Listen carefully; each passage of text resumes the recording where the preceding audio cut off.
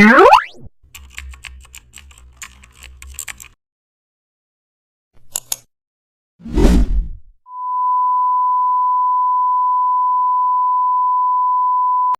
back to the channel and don't forget to like, share and subscribe for more updates. Today we are diving into an exciting tutorial how to design a smoke poster in Photoshop. First of all, open a new document and choose a dark background to make the smoke stand out. Import your model or object and place it at the center of the canvas. Next, head to the brush tool and select a soft smoky brush preset. Adjust the brush size and opacity to start building a realistic smoke flow. Now create a new layer and clip it to your subject.